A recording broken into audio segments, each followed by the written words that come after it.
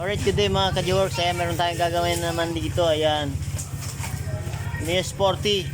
Panibagong araw, panibagong trabaho. Ayan, meron tayong ipo-full wave dito na Mio Sport. Ayan, yung rectifier na to, stuck to eh. Ayaw niya na mag-charge. Ayan, kaya sabi ng may-ari, pa-full charge, pa-full wave na lang daw. Ayan, ito yung ipapalit natin na rectifier. Malaki na to. Ayan, bali ito yung ganito lang yan.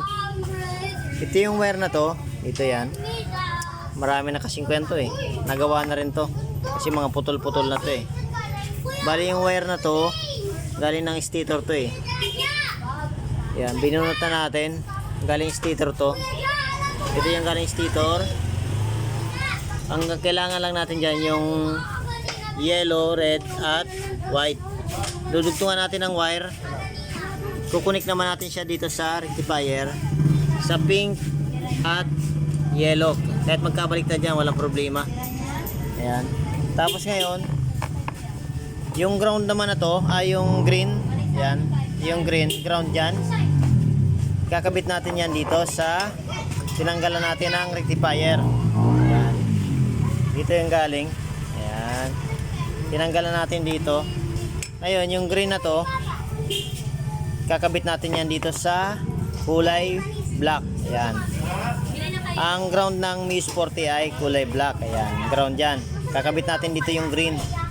Yan ay ground. At yung red ng rectifier, kakabit natin yan dito sa red din. Siyempre, yan ay battery. Red din. At ito naman, ito namang black wire, ikakabit natin yan sa accessories wire. Yan. Ang accessories wire ng Mio Sporty ay brown. Ayan. Ayan. Dito natin ikakabit yan sa brown. Ayan.